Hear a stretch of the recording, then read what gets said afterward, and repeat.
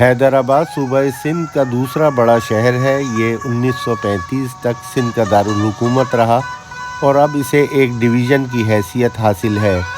حیدرآباد آبادی کے لحاظ سے پاکستان کا 8واں بڑا شہر ہے، جہاں مختلف زبان بولنے والے لوگ بڑے پیار اور محبت کے ساتھ رہتے ہیں۔ تقسیم ہند سے قبل حیدرآباد ایک نہایت خوبصورت شہر ہوا کرتا تھا اور اس کی سڑکیں روز عرق گلاب سے دھوئی جاتی تھیں۔ بعد از برطانوی راج یہ اپنی پہچان کھوتا چلا گیا اور اب اس کی تاریخی عمارات کھنڈر میں تبدیل ہو چکی ہیں۔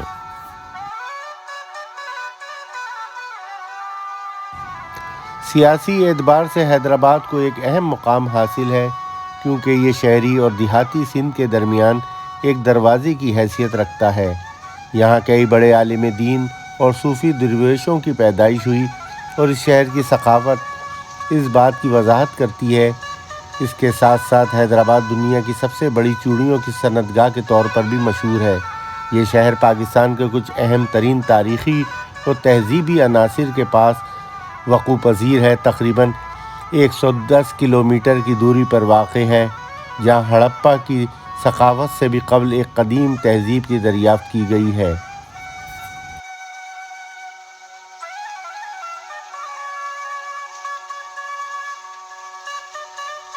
حیدرآباد شہر جہاں اپنی تہذیب و تمدن کے حوالے سے جانا جاتا ہے، وہیں اس کے میڈیکل اور تعلیمی ادارے بھی بہت جانے مانے ہیں۔ حیدرآباد میں تقسیم ہند کے بعد جو پہلی یونیورسٹی قائم کی گئی وہ اسی شہر میں قائم ہوئی۔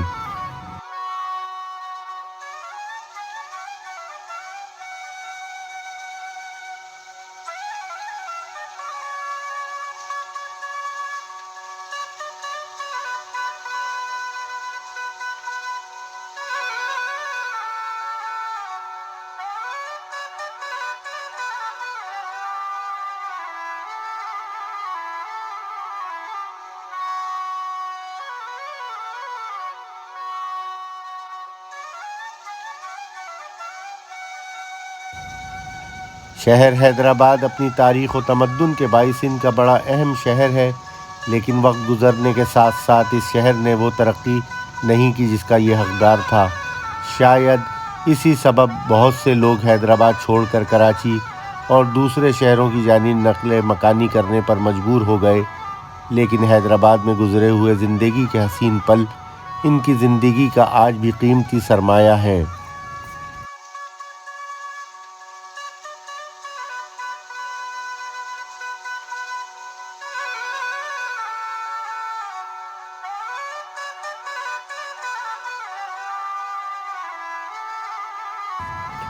جن لوگوں کا حیدرآباد سے تعلق ہے یا کبھی رہا ہے، وہ یہاں کی ٹھنڈی سڑک، گدو کا فش پوائنٹ، درگاہ حضرت سخی عبدالوہاب، قدم گاہ مولا علی، لطیف آباد، فقیر کا پیڑ، صدر کا علاقہ، بمبئی بیکری کے کیک، حیدرآباد کی مشہور فتح ٹیکسٹائل مل، المنظر جام شوروں کی پلہ مچھلی اور ریشم بازار کی رونق کس طرح فراموش کر سکتے ہیں۔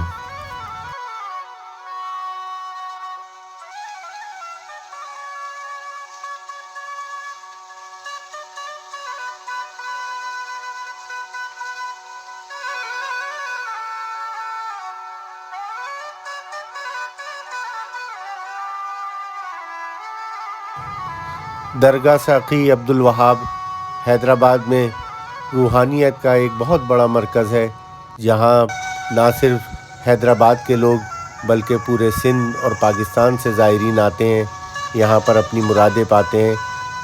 درگاہ شریف پر ہمیشہ آپ کو زائرین کا ہجوم نظر آئے گا۔ درگاہ کے باہر آپ کو بڑی تعداد میں لنگر کی چیزیں اور پھولوں کی دکانیں بھی نظر آئیں گی۔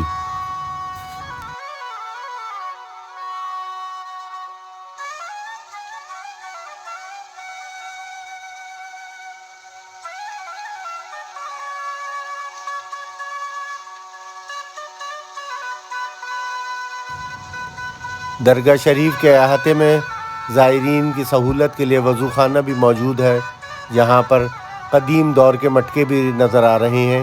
ان مٹکوں سے لوگ گرمی کے زمانے میں بخوشی ٹھنڈا پانی پیتے ہیں۔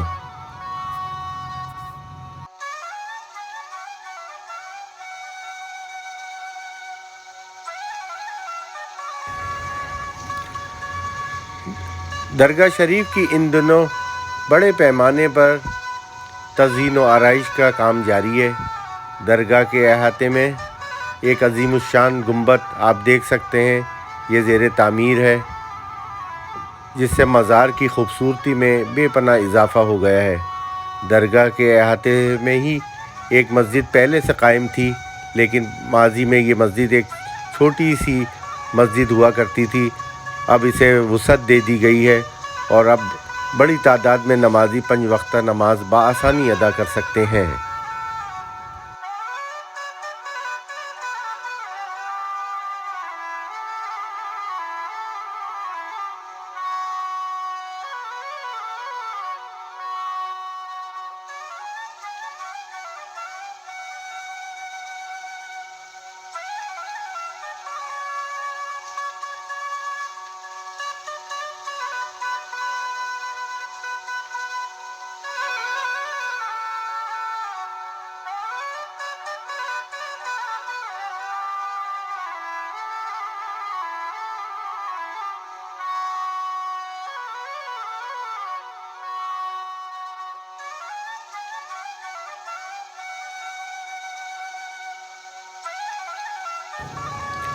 زمانے کے بدلتے ہوئے تقاضوں کے ساتھ حیدرآباد اب ایک مرتبہ پھر ترقی کے سفر کی جانب گامزن نظر آتا ہے۔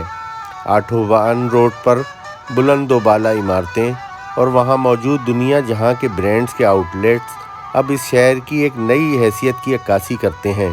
یہاں آپ کو ہر قسم کے بہترین کوزین بھی دستیاب ہوں گے۔ آٹھوبان روڈ کو اگر حیدرآباد کا تاریخ روڈ کہا جائے تو غلط نہیں ہوگا۔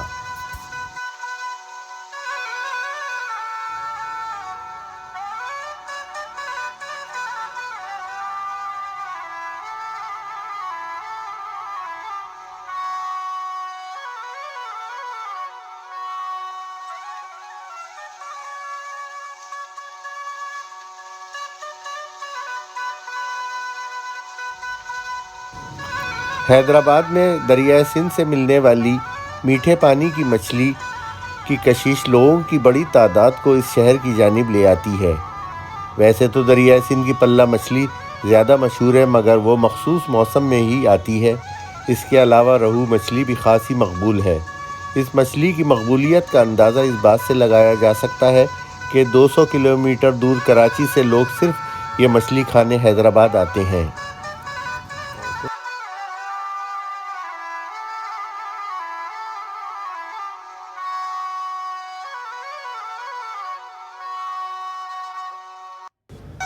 ماضی کی یادیں بھی کیا خوبصورت چیز ہے، جس میں ہمارا ذہن ایڈیٹنگ کے بعد حیرت انگیز اور خوبصورت ترین یادوں کو کھنگال کر نکالتا ہے۔ ایسی ہی یادوں میں سے ایک خوشنما یاد حیدرآباد میں موجود بمبئی بیکری کے مشہور کافی کیک سے جڑی ہے۔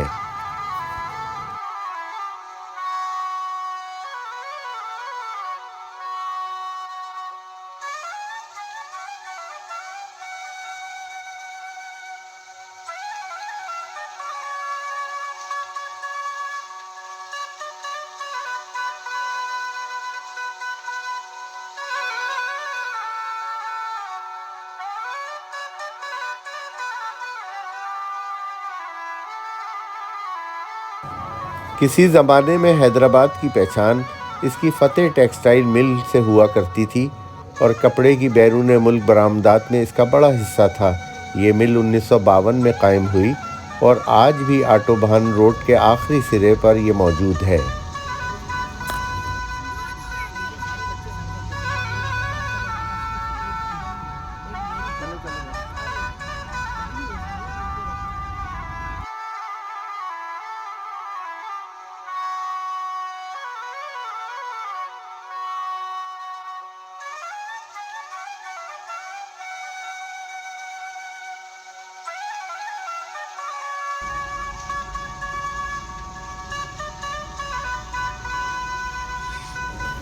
دریائے سندھ پاکستان کا سب سے بڑا اور بہت اہم دریا ہے، جو طویل سفر طے کر کے کوٹری بیراج جام شوروں سے گزرتا ہوا ٹھٹہ کے قریب بحر عرب میں گرتا ہے۔ حیدرآباد چونکہ دریائے سندھ کی وجہ سے آباد ہوا، اس لیے اس کی تہذیب و ثقافت میں دریا کا بہت عمل دخل ہے۔ کوٹری بیراج پر دریائے سندھ کا کنارہ آج بھی حیدرآباد کا اہم تفریحی مقام ہے۔ یہاں بیٹھ کر پلہ مچھلی سے کام و دہن کو تسکین دی جاتی ہے اور اس کشتی میں بیٹھ کر دریا کی سیر سے بھی لطف اندوز ہو سکتے ہیں۔ خصوصاً چاندنی راتوں میں دریائے سندھ سیر کا ایک ناقابل فراموش اور سحر انگیز تجربہ ثابت ہو سکتا ہے۔ کوٹری بیراج جامشورو کا ابتدا میں نام غلام محمد بیراج تھا۔ 12 فروری 1950 کو پاکستان کے دوسرے گورنر جنرل خواجہ ناظم الدین نے اس کا سنگ بنیاد رکھا اور مارچ 1955 کو اس کا کام پایۂ تکمیل کو پہنچا۔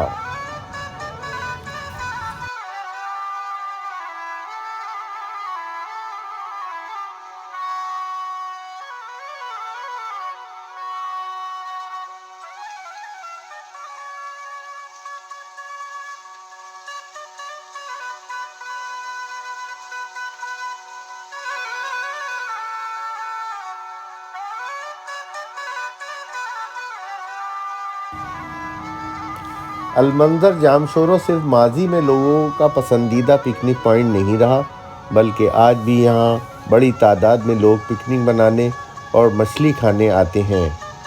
آج اتوار کا دن ہے اور لوگ بڑی تعداد میں اپنے اہل خانہ کے ساتھ سردی کے موسم میں دریائے سندھ کی روہو مچھلی سے لطف اندوز ہو رہے ہیں۔